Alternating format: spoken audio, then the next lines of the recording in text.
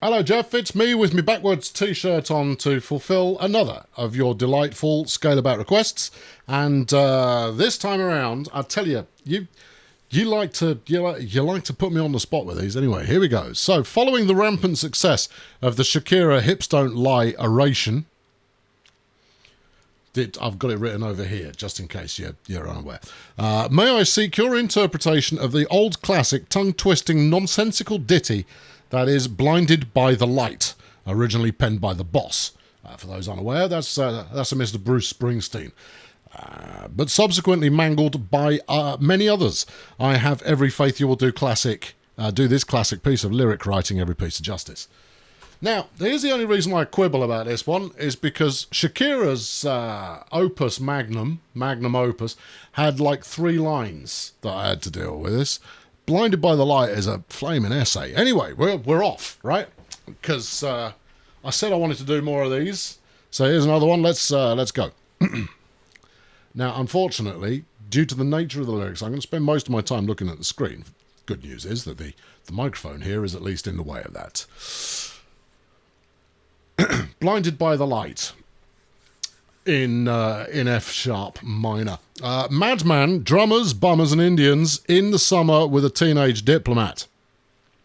Okay, exactly what a teenage diplomat's going to accomplish with his lack of experience, who's to say? But there's obviously some kind of Indian summit going on, and we're here in the welcoming drumming committee. In the dumps with the mumps, as the adolescent pumps his way into his hat. How do you pump? No, I mean, the only hat pump I can think of is an American football helmet where you. And yeah, I suppose any safety helmet, but it will all become clear. With a boulder on my shoulder, feeling kind of older. Well, he's an adolescent, that goes without saying. I tripped the merry-go-round with this very unpleasing sneezing and wheezing. The calliope. It's calliope, see? It's a word that I know, and it's usually a musical box of some kind, like that. The calliope crashed to the ground. Some all hot half shot was heading for the hot spot, snapping his fingers, clapping his hands. So there's a merry-go-round at this diplomatic function where this young upstart is making you feel like, kids, man, honestly, what's this millennial doing being the ambassador these days? And where's my Ferrero Rocher? But you're riding a roundabout, but you've fallen off that and knocked over a music box, while some fleshpot mascot.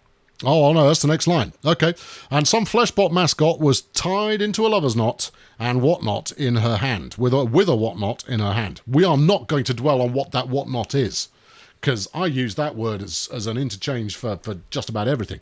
And now young Scott, another character, with a slingshot, finally found a tender spot and throws his lover in the sand. Is Scott the fleshpot mascot? It rhymes, so it seems plausible. And some bloodshot forget-me-not whispers, "Daddy's within earshot, save the buckshot, turn up the band." Because the calliope is broken, because you just kicked it over when you got off the merry-go-round. And you should be more careful. Anyway, she was blinded by the light. Cut loose like a deuce. Another runner in the night, blinded by the light. She got down, but she never got tight. And she'll make it all right. But she'll make it all right. Looking into the lights of the Ferris wheel, one would imagine. I don't know. It's unclear at this time. But the story progresses. Some brimstone baritone anti-cyclone rolling stone preacher from the east. Okay, well, we're already in the east, given that we're at the Indian ambassador's kind of carnival shindig here. But he goes, he says, dethrone the dictaphone, hit it in its funny bone. That's where they expect it least. Oh, yes, he's definitely right on that point. Oh, he's a baritone, rather like myself. Maybe it's referring to myself. I am from the east of England, after all. So maybe this is where I've turned up. And I certainly agree with the policy on funny bones.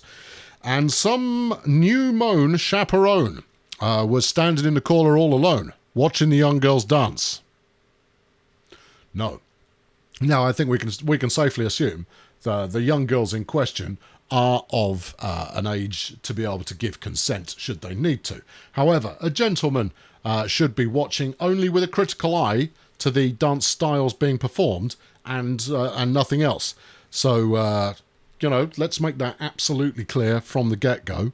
And some fresh-sown moonstone was messing with his frozen zone. To remind him of the feeling of romance. Now, you see, if the previous line was dance, then it would rhyme, but it's not. It's dance because that's how you pronounce it. He was blinded by the light. Again, looking at the Ferris wheel, cut loose like a deuce. Another runner in the night, blinded by the light. He got down, but he never got tight. But he's going to make it tonight. Now, you see, I'm starting to pick up on on some kind of vibing love story thing going on here. Who's the girl in the first part?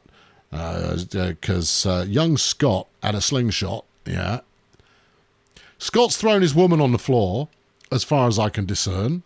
I see, and it seems to be that was part of a bit of general kind of romantic horseplay going on there. Some bloodshot forget-me-not, uncertain. Daddy's within earshot, you see. So save the buckshot, turn up the band. Save the buckshot. Yeah, so some kind of... that's possibly referring to his slingshot there, but not entirely sure. But I would have said it was the Brimstone baritone, or me, but it's not, because he just said some stuff. The new moan chaperone. He's a chaperone. That's why he's watching the young girls to make sure nothing becomes of them. It's all fine. Everything's above board. It's all good. Then you got a fresh sown moonstone. See, he's the new character who's arrived on the scene. He's got a frozen zone. Possibly a euphemism. I'm going to go with that. Anyway, we need to figure out what's going on next. Some silicon sister with her manager's mister. The silicon sister with a manager, you see, and a manager's mister. So evidently she is a working lady of some fashion. The manager often sporting a kind of leopard print hat and a cane of some description, because cliches are very much my bag. But it's not him, this is mister, so it's just some dude. Told me I got what it takes. Who's me in this question? I think I was introduced, me narrative first person type. I was just feeling old early on, and then I tripped over the merry-go-round and broke the calliope, which is why we're now waiting for the band to kick off. But on we go. Anyway, she's told me that I've got what it takes. To do what or be what is uncertain, but we'll carry on. She said, "I'll turn you on, Sonny." Now you see, she's offering business to something strong if you play that song with the funky break.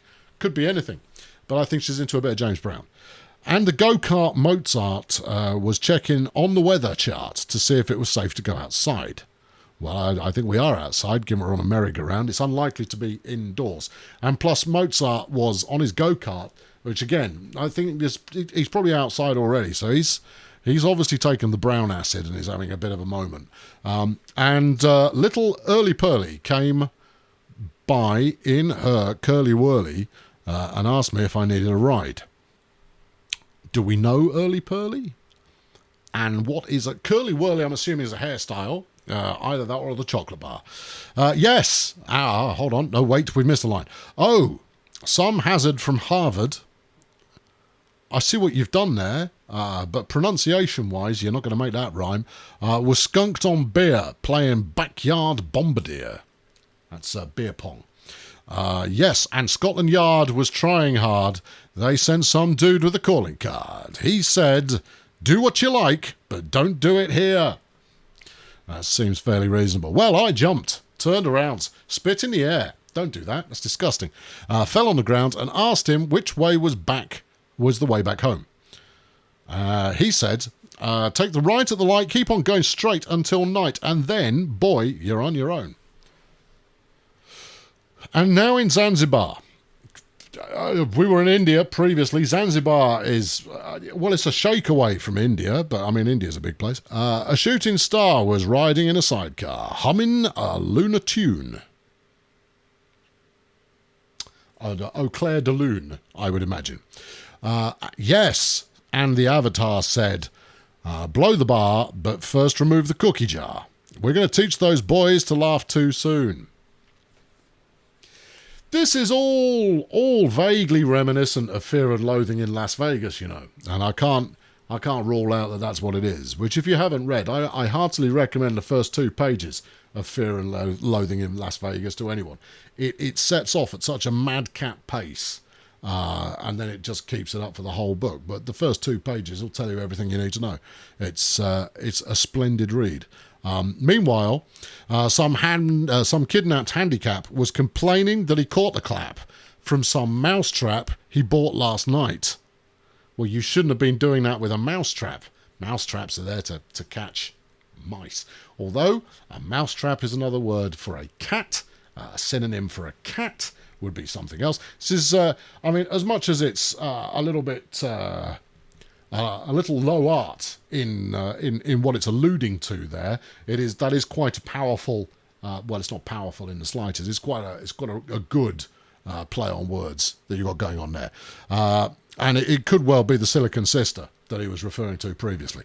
It's very good. Yes, absolutely. So I'm starting to pick up the thrust of the narrative here, although the opener has really thrown me a curve with regard to understanding what the hell's going on.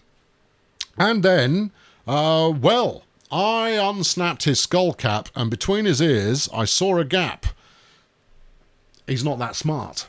Well, that seems reasonable. He was either trying to have a friendly old time with a mousetrap, or that is in fact an analogy, a euphemism for something else, which is what I suspect is the case.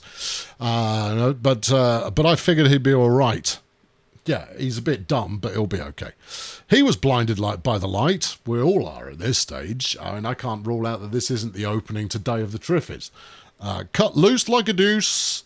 Another runner in the night. Now, if I knew what a deuce was in this case, because I've heard it used in many different ways. But let's move past it. Blinded by the light. Mama always told me not to look into the lights of the sun. Well, it is a switch. But Mama, that's where the fun is.